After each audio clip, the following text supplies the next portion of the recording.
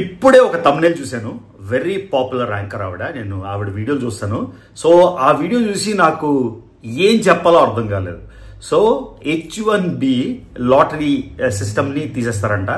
$1,00,000 H1B మీద fee పెట్టారు కదా.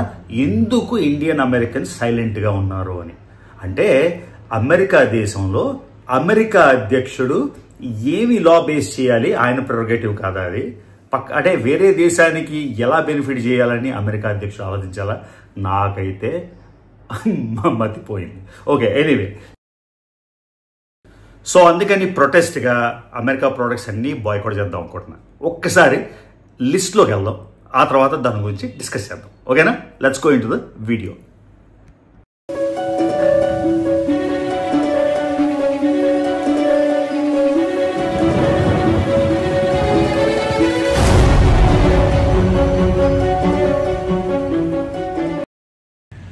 సో మెయిన్లీ ఈ వీడియో చేయడానికి కారణం ఒక కామెంట్ అయితే నాకు యూట్యూబ్లో వచ్చింది. ఆ యూట్యూబ్లో ఒక ఆయన ఏం చెప్పాడంటే, నువ్వు అమెరికన్ సిటిజన్ అని తెలియక ఎన్నాళ్ళు నేను నీ వీడియోలు చూస్తున్నా, ఈ వాళ్ళ నుంచి నీకు అన్సబ్స్క్రైబ్ చేశాను, ఎందుకంటే నువ్వు అమెరికన్ సిటిజన్వి కాబట్టి అని. చాలా బాగుంది, very nice, that's his prerogative. ఎవరైనా సబ్స్క్రైబ్ చేస్తారు, ఎవరైనా అన్సబ్స్క్రైబ్ చేస్తారు, దాన్ని మనం తప్పు పట్టలేం. కానీ ఆయన ఇచ్చిన లాజిక్ ఏంటంటే, నేను అమెరికన్ సిటిజన్ కాబట్టి, అమెరికా అంటే ఆయనకు నచ్చదు కాబట్టి నన్ను ఇవాళ యూట్యూబ్లో అన్సబ్స్క్రైబ్ చేశాడు. ఆయన మర్చిపోయింది ఏంటంటే, ఆయన వాచ్ చేస్తున్న యూట్యూబ్ కూడా అమెరికన్ ప్రోడక్టే. అది ఎందుకు మర్చిపోయాడో నాకు అర్థం కావట్లేదు. Okay, very funny. ఆ కామెంట్ గురించి వెతికాను, వచ్చిన వేలాది కామెంట్లు అది ఎక్కడ దొరుకుతుంది? దొరకదు కదా. సో అందుకని ఈ వీడియో అయితే చేద్దాం అనుకున్నా. కానీ ఈ వీడియో చేసే ముందు కొంచెం దాహంగా ఉంది, ఒక సిప్పు తాగి. ఓ సారీ, ఇది కోకోకోలా, ఇది అమెరికన్ ప్రోడక్టే. సో నా చిన్నప్పుడు థమ్స్అప్, అంటే మేము యూనివర్సిటీలో ఉన్నప్పుడు థమ్స్అప్, గోల్డ్ స్పాట్, లిమ్కా అని ఎక్కువ తాగేవాళ్ళం. ఆ లిమ్కా ఇప్పుడు ఉంది, థమ్స్అప్ కూడా ఉంది. జోక్ ఏంటంటే, Thums Up Indian product, indigenous product, కానీ థమ్స్అప్ కూడా ఇప్పుడు ఈ కంపెనీదే. ఏం చెప్పాలి మరి?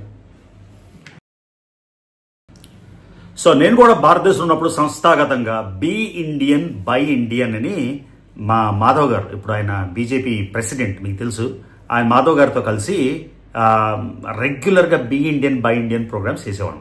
ఓకే, అప్పుడు నేను అమెరికా వెళ్తానని ఊళ్ళో కూడా అనుకోలేదు, ఏదో ఐఏఎస్ చేసి ఇక్కడ ఏదో చేద్దామని అనుకున్నా. కాకపోతే destiny has different plans. So అలాగా, అంటే బేసిక్ కూల్ డ్రింక్ మాజా కూడా చూసారా స్క్రీన్ షాట్? మాజా కూడా అమెరికన్ కంపెనీ, ఇప్పుడు Coca Cola subsidiary, Limca, Gold Spot, ఇవన్నీ బేసిక్ డ్రింక్స్ కూడా ఇండియాలో చేయలేరా? ఓకే, అది అయిపోయింది. మీరు ఎక్కడైనా బయట ఇండియాలోనే ఎక్కడికైనా బయటకు వెళ్ళి మీరు ఒక షాప్కి వెళ్తే అక్కడ చిప్స్ ఏముంటాయి? ప్రైమరీగా ఏముంటాయి? అన్నీ లేస్ ఉంటాయి, LAYS. అది అమెరికన్ కంపెనీని. లోకల్గా ఇండిజినియస్గా చిప్స్ చేయలేరా? So be Indian buy Indian అన్నది చాలా చాలా ఇంపార్టెంట్. నేను కూడా దీన్ని సపోర్ట్ చేస్తున్నా. కూల్ డ్రింక్స్కి, బేసిక్ చిప్స్కి అవి కూడా అమెరికన్ ప్రోడక్ట్సే వాడాలి. అవి అమెరికన్ ప్రోడక్ట్స్ వాడతారు, చిప్స్ తింటారు, కోకోకోలా తాగుతారు, కానీ నన్నంటే సపోర్ట్ చేయడంట, అందుకు అన్సబ్స్క్రైబ్ చేశాడంట. అది చాలా చాలా ఫన్నీగా ఉంది. నాకు నిజంగా ఎంత నవ్వొస్తుంది, అంత నవ్వొస్తుంది. సరే, ఏదైనా పొని తిందావా అంటే, ఎక్కడైనా నేను వైజాగ్లో ఉన్నప్పుడు మా ఇంటి పక్కనే ఉంది పెద్ద డామినోస్. పిజ్జా లోకల్గా ఇండిజినియస్గా చేయలేమా? డామినోస్ అది కూడా అమెరికన్ ప్రోడక్టే. ఓకే, పొద్దున్న లేచిన వెంటనే మన మెయిన్ మీన్స్ ఆఫ్ కమ్యూనికేషన్ ఏంటి? ఎవరైనా సరే కమ్యూనికేట్ చేస్తే వాట్సాప్ కొట్టు అంటారు. వాట్సాప్ ఏ కంపెనీది? అది అమెరికన్ కంపెనీని. మనం రీల్స్ రాత్రి పగలు చేస్తాం, ఇన్స్టాగ్రామ్, టిక్టాక్ని చైనాది బ్యాన్ చేసేసారు. ఇన్స్టాగ్రామ్ అమెరికాదే. ఫేస్బుక్లో పోస్టు అది అమెరికాదే. ఎవరైతే నన్ను అరే నువ్వు ఇండియన్వా, నువ్వు ఇండియాలో ట్యాక్స్ కడుతున్నావా అని నన్ను క్వశ్చన్ చేస్తున్నారో, యూట్యూబ్లో పెడుతున్నారో, అది అమెరికన్ ప్రోడక్టే. ఎక్కడికైనా వెళ్ళాలంటే మనం ఏం వాడతాం? ఊబర్ కానీ, ర్యాపిడో కానీ. ఊబర్ ఏ చేసింది? అది అమెరికాదే. సో ఇంత డిపెండెన్సీ ఇండియాకి అమెరికా మీద ఎందుకు? ఇండియాకి రిసోర్సెస్ ఉన్నాయి, 1.5 బిలియన్, అంటే 150 కోట్ల మార్కెట్ ఉంది. ఓకే, నేను అమెరికన్ పౌరుడినైనా కూడా నాకు 2 కళ్ళు సిద్ధాంతం కాబట్టి అమెరికా అండ్ ఇండియా రెండు వెరీ ఇంపార్టెంట్. కానీ జనరల్గా క్వశ్చన్ చేస్తున్నాను ఏంటంటే, చిప్స్ తినడానికి అమెరికన్ చిప్సే కావాలా? డ్రింక్స్ తాగడానికి అమెరికన్ డ్రింక్సే కావాలా? బేసిక్ పిజ్జా ఎవరైనా చేసుకోవచ్చు, ఇంట్లో కూడా చేయొచ్చు కదా. దానికి డామినోసే కావాలా, పిజ్జా హట్టే కావాలా, కేఎఫ్సీఏ కావాలా, ఫ్రైస్ బర్గర్స్ చేయడానికి మెక్డానల్డ్స్ కావాలా, బర్గర్ కింగ్ కావాలా. ఏ మూలకెళ్ళినా మీరు భారతదేశం ఇప్పుడు అంతెందుకు ఇండియాని పక్కన పెట్టేయండి. ఇప్పుడు నేను తిరుగుతున్న చైనాలోని మీకు చూపించాను స్టార్ బక్స్. కాఫీ చేయలేరు ఎవరైనా? స్టార్ బక్స్ లకిన్ కాఫీ పెట్టారు, అది ఎవరు చేయట్లేదు. స్టార్ బక్స్ లెఫ్ట్కి చూస్తే మెక్డానల్డ్స్, రైట్కి చూస్తే కేఎఫ్సీ, ఎదురుగా చూస్తే పిజ్జా హట్, ఆ పైన చూస్తే burger king. China most anti అమెరికాకి ఛాలెంజ్గా అన్ని ప్రోడక్ట్స్ చేస్తున్న చైనాలో కూడా ఇంత డిపెండెన్సీ ఎందుకు అని మీరే క్వశ్చన్ చేసుకోవాలి. ఓకే, అది అయిపోయింది. మీకు ఇది చెప్పే ముందు నేను చైనా సిరీస్ కొంచెం బ్రేక్ ఇవ్వాల్సి వచ్చింది. ఎందుకంటే ఈ H1B కాంట్రవర్సీ బాగా అవుతుంది. H1B కాంట్రవర్సీ, H1B అప్డేట్లు అవన్నీ అది చెయ్యాలి కాబట్టి, చాలా ఇంపార్టెంట్ కాబట్టి. మనం అమెరికాలో ఉంటాం, మన రిసోర్స్ అంటే ఎక్కడో ఉండి టీవీలో చూసి న్యూస్లో చూసి కాకుండా అక్కడ ఉంటాం కాబట్టి అవగాహన బాగుంటుంది. కాబట్టి ఆ వీడియోస్ చేయడం వల్ల నాకైతే కొంచెం బ్రేక్ ఇచ్చాను. చైనా వీడియోస్ అయితే మళ్ళీ కంటిన్యూ చేశాను. ఓకేనా, అది అయిపోయాక ఓజీ సినిమా. సో ఇక్కడ ఇంకా జోక్ మీకు చెప్తాను. ఏంటంటే పెద్ద జోక్ ఏంటంటే మొన్న వార్ 2 వచ్చింది, మన జూనియర్ గారి సినిమా. ఆ వార్ 2కి నేను 2.5 రేటింగ్ ఇచ్చాను. 2.5 రేటింగ్ ఇస్తే మీరు వెళ్ళి కామెంట్లు చూడండి. అరే నువ్వు రెడ్డివా, అరే నువ్వు కాపుడువా, ఇవి నాకు వచ్చిన కామెంట్లు. ఏ కాస్ట్ బేసిస్, నేను ఎప్పుడైనా కాస్ట్ గురించి చెప్తాను మీరు విన్నారా? ఒక సినిమా బాగలేదు, నాకు నచ్చలేదు అని అడిగితే, అంటే వార్ 2 నా ఎక్స్పెక్టేషన్స్కి రివీల్ అవ్వలేదు అంటే నాకు అడుగుతారు, నువ్వు కాపోడువా, నువ్వు రెడ్డివా. సరే, ఆల్ గుడ్. ఆ తర్వాత ముందు నాకు క్రొనాలజీ తెలీదు. కింగ్డమ్ మూవీ వచ్చింది. కింగ్డమ్ మూవీకి నేను మంచి రివ్యూ ఇస్తే నాకు వచ్చిన కామెంట్ ఏంటి తెలుసా? ఎక్స్ ఐటీ మినిస్టర్ తెలంగాణలోని ఆయనకి ఊడిగం చేస్తున్నాను. కింగ్డమ్ సినిమాలో నా రివ్యూకి నేను ఎక్స్-ఐటీ మినిస్టర్కి ఊడిగంకి, నాయన అసలు ఎడ్యుకేషన్ ఎందుకు ఆంధ్ర తెలంగాణ భారతదేశం మొత్తంలో లోయెస్ట్. మళ్ళీ చెక్ చేసుకోండి. అప్పుడు నేను లాస్ట్ టైం ఎలక్షన్స్ అవ్వకముందు ఆంధ్రప్రదేశ్ లోయెస్ట్ ఇన్ ఎడ్యుకేషన్ అని ఇండియాలోని స్టాటిస్టిక్స్ పెడితే నానా బూతులు తిట్టారు. ఇప్పుడు చాట్ జీపీటీలు ఉన్నాయి, గూగుల్ ఉన్నాయి, ఒకసారి వచ్చి చెక్ చేసుకోండి. ఓకే, లాస్ట్ అంటే 28 రాష్ట్రాల్లోని కింద నేను ఎందుకు అని ఈ కామెంట్ చూస్తే అర్థమవుతుంది. సరే, అది అయిపోయింది. నిన్న ఓజీ రివ్యూ. నేను మెగాస్టార్ గారి ఫ్యాన్ అని అందరికీ తెలుసు. ఓజీ రివ్యూ పెడితే ముందు రోజు అలా కాస్ట్ బేసిస్ ఉండకూడదు, పొలిటికల్ బయాస్ ఉండకూడదు, సినిమాలో చూడండి అన్ని పెట్టాను ముందు రోజు. ఎవరెవరు పోడారో ఒక్కసారి నా ఓజీ రివ్యూకి వచ్చిన కామెంట్లు చూడండి. నాకు సినిమా ఓజీకి నేను 2.5 ఇచ్చాను, నాకు నచ్చలేదు అని, అంటే నాకు ఎక్స్పెక్టేషన్స్ అని. దానివల్ల నేను ఎవరికైనా బాయ్కాట్ చేయమని చెప్పాను, ఎవరికైనా సినిమాకి వెళ్ళొద్దని చెప్పాను, అందరు వెళ్ళి స్క్రీన్లో చూడండి అని రికమెండ్ చేశాను. ఆయన ఫ్యాన్స్కి 5/5 అని చెప్పాను. ఎన్ని రకాల బూతులు, అమ్మల నుంచి, అక్కల నుంచి, నా ఇంటిగ్రిటీ నుంచి, నా ఇంటలెక్ట్ నుంచి, నా యాటిట్యూడ్ నుంచి. ఎందుకు? ఒక సినిమా నాకు నచ్చలేదని. సో ఆ తర్వాత మళ్ళీ కామెంట్, నీ రివ్యూ చాలా కమ్మగా ఉంది, నువ్వు కమ్మోడుగా అని. సో వార్ 2 బాగోపోతే నేను కాపుని రెడ్డిని అయిపోయింది, ఓజీ బాగాలేకపోతే నేను కమ్మోడిని అయిపోయాను, కింగ్డమ్ బాగుందంటే నేను ఇంకేదో అయిపోయాను. ఏం చెప్పాలి? నవ్వు కాకుండా ఏం చెప్పాలి మీరే చెప్పండి.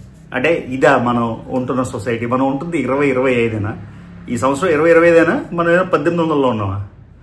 సో ఈ సంస్థాగతంగా ఈ చేంజెస్, ఈ మైండ్ సెట్ మారకపోతే ఎప్పటికీ మనం ముందుకెళ్ళాం. చైనాలో ఉంటున్నా ఒక్కసారి చైనా గురించి నెగిటివిటీ వదిలేసి, నేను కూడా చైనా సపోర్ట్ కాదు, మా దేశానికి అమెరికాకి ఆపోజిట్ కదా, మన దేశం ఇండియాకి ఆపోజిట్ కదా. సో చైనా నుంచి నేర్చుకోవాల్సింది ఏమైనా ఉందా? అక్కడ ఫ్యాన్ వార్స్ ఉన్నాయా? అక్కడ సినిమా రివ్యూలు ఉంటాయా? రోడ్డు మీద పాలాభిషేకాలు చేస్తారా? చెయ్యరు. అందుకే వాళ్ళు ఎక్కడికో వెళ్ళిపోతున్నారు. వాళ్ళు ట్రిలియన్, 20 ట్రిలియన్. మీకు ఇంతకుముందు చైనా వీడియోస్లో చెప్పాను, 1982లో భారతదేశం GDP, China GDP almost the same. భారతదేశానికి 1947లో ఇండిపెండెన్స్ వచ్చింది, చైనాకి 1949లో ఇండిపెండెన్స్ వచ్చింది. సో ఇక్కడ అందరూ ఇంటలెక్చువల్స్, ఇన్ఫ్లుయెన్సర్స్ అందరూ కన్సిడరేట్ చేయాల్సింది అమెరికాని బాయ్కాట్ చేసేస్తాం, నువ్వు అమెరికన్ సిటిజన్ కార్డు బాయ్కాట్ చేసేస్తాం కాదు. ఎందుకు వాళ్ళు అంత ముందుకు వెళ్ళిపోయారు? ఎందుకు మనం అంత ముందుకు వెళ్ళలేకపోతున్నాం? దీనికి ఈ ప్రైమరీ ఇదే, ఈ హీరో వర్షిప్లు. సినిమా బాగాలేదురా బాబు, సినిమా నాకు నచ్చలేదు. ఇప్పుడు ఎవరో వచ్చి నాకు 5/5 రివ్యూ ఇచ్చారు రోజుకి. నేను వెళ్ళి ఆడికి వెళ్ళి కామెంట్ పెట్టండి, రే ఏమైందిరా నీకు బుద్ధిపోయిందా అని అన్ను. అది ఆయన రివ్యూ, ఆయనకి నచ్చింది కాబట్టి ఆయన చెప్పాడు. నాకు నచ్చింది రివ్యూ చెప్పడానికి కూడా నాకు ఇండిపెండెన్స్ లేకపోతే ఇదేం డెమోక్రసీ రా నాయన. ఒక్కసారి ఓజీ నా రివ్యూకి కామెంట్లు చూడండి.